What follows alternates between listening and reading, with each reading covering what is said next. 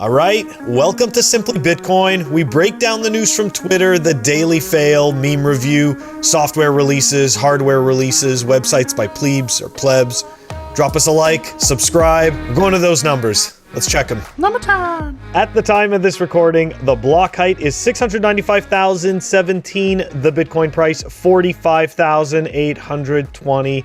Chain rewrite days, 1,027. Total public lightning capacity, 2,213.18 BTC. Sats per dollar, 2,186. And the days since the all-time high, still at 117. And look how many blocks we are to the halvening. 144,983. It seems so far away. It's about 3. What is it? What I saw the tweet. Years. It's like 1,000. What is it? Is it 1,000 days? It's about 3 years because I got the block clock and I'm like looking at it. It's like 3 years, or I looked at it recently. It's like 3 years and 6-7 months or something. Yeah. Or, sorry, 3 years and 12. I don't know. Couple number. I think it's like 12 weeks. Yeah, over 1,000 days. It's over 1,000. But anyways, it's right around the corner. Man, the lightning numbers, bro. I know. Wow, man. What's going on, right? What's going on that network? Is that all Plebnet? Is that all Bobo and his crew? Dude, apparently. No. Dude. No, it can't be. I'm sure there's a lot of players figuring out that this thing works and that it's really cool. So man, I can't believe that it's cosmic justice. I keep saying this, okay? BSV gets 51% attacked, which supposedly solved the transaction per second issue, and Lightning Network keeps going up. You guys lost. How does it feel? And the way and the people and the BSVers criticizing us in the comments, them getting 51% attacked the next day. It's just the icing on top. Just stick to the orange pill. Stick to the orange pill, okay? It's the truth. You'll do fine. Hold it. You'll be happy you did in 4 years. That's just how it is. Anyways, Phil, it's time for it. The daily fail. All right, so look, we've got actually 2 fails today. They're unrelated, but I figured why not? You know what? We've got so much fail material that we may be able to start doing more than one at a time on a more regular basis. So we're going to try this out today. So shout out here to Bajnix, who said to us, who tagged us in this tweet, this has to be a candidate for a daily fail. Indeed, Bajnix is correct. Maxine Ryan, founder of the autonomous financial social network Cracking Financial Literacy with Tech, Bitcoin 2014. Bitcoin 2014, right? Sounds familiar. I love Bitcoin. Buy my shitcoins. Anyway, people don't realize how much Bitcoin and Ethereum need each other to grow. We're in it together, but spot number 1 will be transient. Nothing will be number 1 forever. Okay, so look, the reality is that Bitcoin was actually born of a need, right? Like we had the chancellor, on the brink of the second bailout. We saw the writing was on the wall. It was QE infinity the day that there was QE1. Okay? Like it was always QE infinity. And that's why Bitcoin was born, okay? It was born to stop exactly what the central bankers are doing to us, and they're having a harder time doing it because of Bitcoin. And I'm sorry, but Ethereum does not do that. Ethereum was started, okay, by Vitalik and a bunch of other shitcoiners who used to be Bitcoiners that couldn't make it about them, so they went off and started their own circus, okay, and we see exactly what it causes, okay? We showed a list yesterday of all the rug pulls. Anyways, we're going to have a second fail, so, I'm just saying, like, this is just utter crap, and, with that many followers, like, you should be ashamed shilling a shitcoin, and it is going to get people wrecked because that is exactly what it does. Amen, Nico, any thoughts on this one, man? Yeah, dude, absolutely. Look, okay. There's just so much garbage that it's just okay. First thought. Listen, at the end of the day, whether you like it or not, Bitcoin had a virgin birth. Okay, when Bitcoin was born, when Hal was, running the, that famous tweet, he's running Bitcoin. no one knew that Bitcoin had any value. Okay, they were running it as some sort of experiment, right? It took about a year or 2 years, right, for people to actually give Bitcoin value. If you compare that to Ethereum, right, these people knew that this thing was going to have value. How do I know that? Because there was a 70% pre-mine. 70% pre-mine. Okay, now you put that aside for a second, right? You also have the fact that Ethereum isn't decentralized, right? Why? They're moving away to a proof of stake system, which we've already proven time and time again on this show, can be coerced by nation states, right? And also, if AWS, right, just how they shut down Parler back in January, right, because of the political situation in the US, what happens when they shut down Ethereum nodes? What happens to the Ethereum network?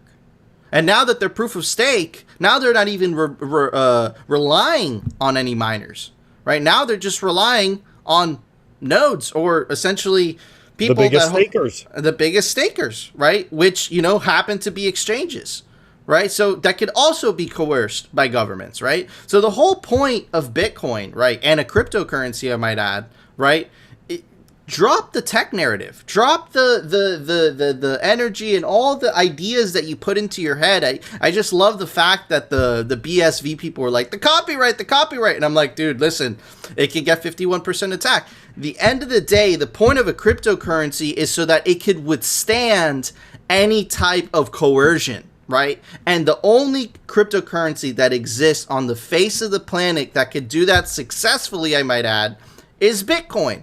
And we have the receipts to back it up. What are the receipts? China banned Bitcoin mining. You know what happened? The hash rate recovered. Why? Because the incentives of Bitcoin. Again, we're kind of enduring an attack by the treasury against Bitcoin. You know what's happening to Bitcoin? The Lightning Network keeps going up. You know what also keeps happening? The hash rate keeps going up. You know what also keeps happening? The price keeps going up, right? It's just a matter of fact.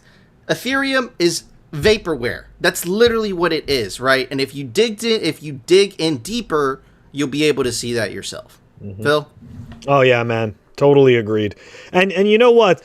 Talking about what you were saying about people getting stuff in their heads, we're gonna move on to the next fail, right? Kind of has to do with one of those shitty narratives that's kind of playing out here. It's about, we've talked a lot today about the dangers that cryptocurrencies pose to our economy. We've talked about the ripoffs, the instability, the extent to which they're used to help criminals with cyber attacks, like the attack on Colonial Pipeline and JBS. But there's another piece too, the adverse environmental impacts of the computing activity used to mint many of these digital currencies in the first place. No. Really what they want to do is stop freedom money and get everybody to buy cuck and slavery money.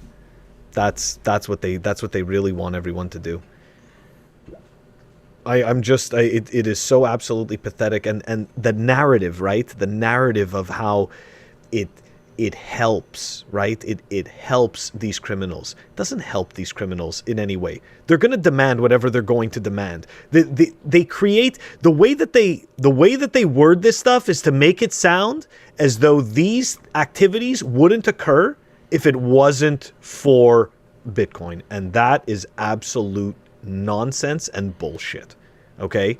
We had ransomware attacks way before we had cryptocurrency, way before we had Bitcoin. Okay? This is just complete, utter nonsense. And of course, right, what did we say that they're doing with the ESG narrative? We said that they're going to pull the ESG narrative into it, and that's exactly what it is, right? We need to save the world. Everyone needs to be taxed like crazy on everything that you do until you just, kind of like wallow into a corner and kill yourself to free the world. Okay? We need to save the planet. Just remember, okay? All that money, all those fiat dollars, the fiat dollars that people kill each other for, that they go and they, right, that we always talk about, trade your time, your sweat, your tears. People get sick over money, working over money, right? All like the mental problems, all kinds of stuff like that that means so much to everyone. They burn it on pallets, okay? They burn pallets of cash every single day. It's completely fucking worthless. Completely worthless. And they're just scamming us, man. They're just scamming us into the same old system. No, clearly, and this is exactly like you've been saying. This regulation is just a form of population control. That's literally what they're doing. They're taking advantage of in the United States specifically. They take advantage of certain people's identities. They take advantage of climate. They take advantage of the pandemic that's going on, right, to instill fear in people and control the narrative. And when they do that, essentially what they're trying to do is like, listen, give us more tax dollars so that we, the government, which has never been good at solving any problems other than just growing itself bigger and bigger, because that's what they are essentially. They don't provide value. They're bureaucrats. Give us all this money so that we could fix your problems. And the only way that people would agree to, willy-nilly hand over these tax dollars, right, is if there's an emergency, right? Yeah. So clearly Bitcoin, is an escape valve, to use Christine Lagarde's own words. So, kind of puts their plans, it just puts a shining light of truth, because that is what Bitcoin does, on their complete garbage, corrupt BS. But anyways, Phil, awesome date. Love it. 2 fails back to back. Freaking sick. Hell yeah.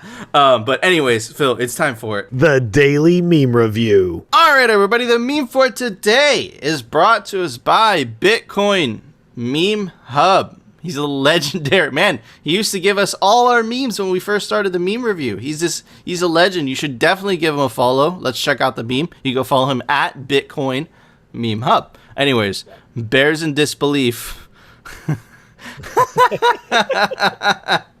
And it's a bear, it's Nurse Bitcoin taking bear's blood pressure, because the bear must not be feeling too good right now. But yeah, right. Man, epic meme. I think it, our nice little pump to 45K. So, Phil, what would you give that meme? And then I'll go. Okay. Wasn't expecting to go first on that one, but liked it a lot. Very, you know what? It's very specific. And for that, right, for being such a specific meme, I am going to give it this pair of tweezers. Oh, interesting. Okay, that's a good score. Well, right. I'm going to surprise you, Phil. I'm going to give it this control key from my... How do you even type? There's like nothing left on that keyboard. From my mechanical keyboard. Oh, okay. It comes off? It comes off. Okay, good. It's a control. It's a control key. And do you guys read into that? A control key. Anyways, guys, do you agree with our scores? Do you disagree? Let us know down in the comments. And of course, link us your memes in our Telegram group down in the comments, because it's a meme review. Phil, it's time for the Daily News, sponsored by Crypto Cloaks. All right, everybody. Yesterday, we have been covering the shit show that is Washington, D.C., corrupt politics, trying to protect the fiat establishment at B. But here's the thing. They awoke a sleeping giant, and they made the plebs and the Bitcoin community understand how large and how big our bite can be. And at the same time, the treasury revealed the rot that they had to essentially do, right? In order to get a law that favors them, right? So I'm going to read this article real quick, and then I'm going to show you a couple videos from the Senator Lummis's and Senator Toomey's press conference that happened this morning. Let's check it out. Anyways, This is an article from Bitcoin Magazine. The Bitcoin Honey Badger voting bloc, the potential voting force of Bitcoiners, should not be underestimated by those looking to the future. And the article goes on to say, let's fix the money first, then we can go back to bickering about red versus blue policies. Just maybe, in the process of fixing the money, we may find out that many of the policies we fought over have resolved themselves or had their impacts reduced. Just maybe our society can become more civil in the process, because that's exactly what Bitcoin does. So I'm going to play you a video today of of essentially Senator Toomey and Lummis on the infrastructure bill and their attempt at stopping,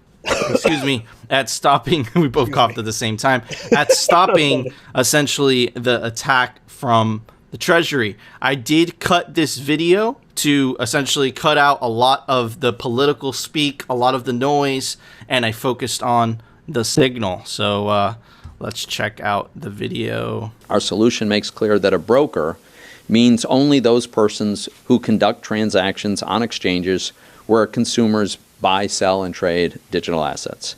It ensures that the bill does not sweep in software developers, crypto transaction validators, node operators, or other non-brokers. Now, I think it's fair to say that none of us think that this is an absolutely perfect solution, but it is much better than the underlying text. Okay, so let me stop it right there for a sec. Right. He says it's not a perfect solution, right? And Senator Lummis is going to point out why it isn't a perfect solution. But I would also like to point out is that these senators did the best, right, with the time allowed to them to try to make the best out of a crappy situation.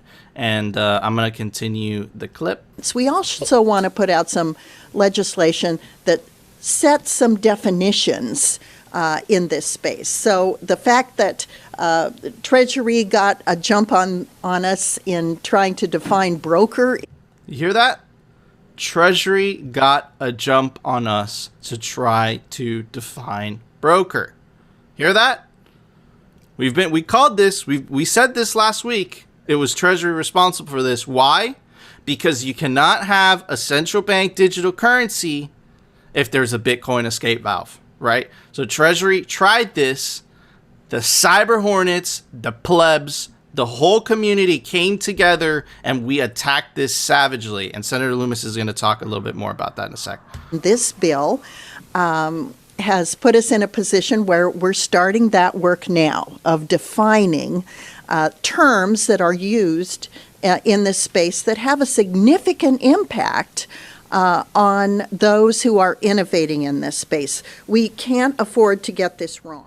You have Senator Lummis, right, making the case, right? Remember, guys, she's being political. Okay, this is politics, but you heard it from the horse's mouth herself, right? Or I don't know if I said that term correctly, but you heard it from her mouth herself, from herself, right? And that's very simple, right? Is that it was Treasury that completely ambushed us, right?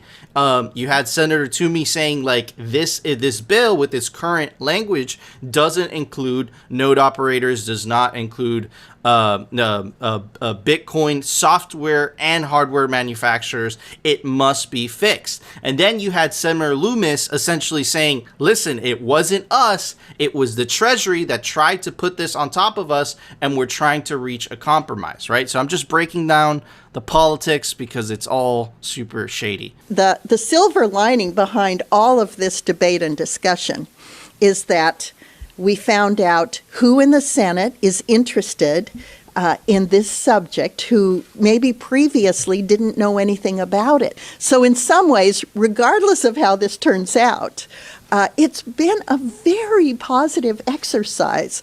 So I want to thank the digital asset community all over this country for the manner in which they have so helpfully engaged in this dialogue. They have gone a long way to letting their senators know how important this is, that this industry is innovating. She's good. So there you go, right? You have Cythia Lummis, right, who spoke at the Bitcoin conference, protecting it. You have Senator Toomey, but they're also being very political, right? They can't be toxic like us crazy people, right? They're being extremely, but they're pointing the fingers, and they're doing it very effectively. If you allow this amendment to pass the way it is, it will destroy innovation, right? Lummis attacked the Treasury in a political fashion, right? Treasury plopped this on top of this, and at the end she said, listen, even if we lose this fight, even if things don't turn out our way, right, you guys messed up, because what you guys did, and I'm talking about the Treasury, is that you guys awoken a hornet's nest, and now we are on to you, and now you know how fast we can mobilize. And Phil, I could almost guarantee you that if the Treasury or if any of these people try to pull a fast one, not only are senators going to be more educated on the matter, because in the method of which they tried to do it, I think that we are going to be much better prepared for that, right? Again, this is just the initial battle. There's more to come. This is definitely the then they fight you stage. Phil? Yeah, you can definitely see, right, the way in which, I love the way that, it's kind of like this business speak, right? You don't have problems, you have opportunities, right? And, customers that have, that are the richest customers that are in pain are the ones that you want to heal first, kind of thing. It's all this very business speak, and you can see she's very well versed in it, which is good for us, okay? Because she can speak their absolute bullshit, vague nonsense language that means absolutely nothing. But you're absolutely right. She sat there, she called out the Treasury, right? Rightfully so. It's a scumbag move. Don't get me wrong, but like this is what we're dealing with. We are playing with a rigged field. Okay? Like everything is rigged against us. Like, make no mistake, right? Like none of these entities want any of this to succeed. This takes the power out of their hands and forces them to offer value like the rest of us have had to do our entire lives. Okay? So this is not good for them. They are not happy with this. And like you said, Nico, this is just the beginning. I mean, look, we saw stuff like a year ago that was nothing compared to this. All it was just, cheap talk. Right? But now we're starting to see the beginning of, that type of real rhetoric, right? Where the rubber hits the road, so to speak. Like they are, they're mobilizing, and, they're essentially putting together all the pieces to try to, essentially to try to stop Bitcoin. But what they don't understand is that it's like quicksand, right? The more they move, the further in they pull themselves. So I personally, I don't see them being able to win this out. I just don't. No, their money wasn't created with hearts and minds. I know that people think that that's corny, but it is. Like, that's what Bitcoin attracts.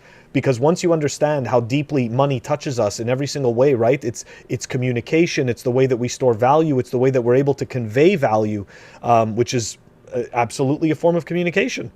Yeah. No, and they're trying to stifle that and cheapen that. And they're trying to do it through shit, right? Through garbage money, and they're trying to do it by using vocabulary against us, which I might add is a totalitarian type of thing to do, is when you start to change the vocabulary and use it against people. Anyways. Absolutely, man. And you hit the nail on the head, Phil. And it's just, they tried to pull a fast one, right? And they might have succeeded. We don't know yet, right? But even if they did succeed, man, it had unintended consequences, because the backlash, right? You awoken the people to the reality, right? You heard it from Lummis herself. She's never seen that many people contact their senators, right? Get to action, right? And that's all because of you guys, right? We showed, we gave you guys the number to call your senators. Man, from the report that I read, it was 46,000 calls used that service alone. Okay, these people are not used to getting that many calls for a specific issue, right? So this makes the Treasury look weak, man. It makes the Treasury look weak, and they are not going to be able to try to sneak this in again, because they know the opposition. And more importantly, they just taught the opposition that we're a lot stronger than we thought we were, right? But anyways, to end the news segment, Phil, very, very bullish news. Lightning Network capacity grows 46% in 2 months. To continue reading from the article, the Lightning Network, a layer 2 protocol for scaling the Bitcoin network with fast, cheap, and private transactions, now holds 22,000 Bitcoin in its channels. Check this out. This is literally the definition of exponential growth. This thing has literally gone parabolic.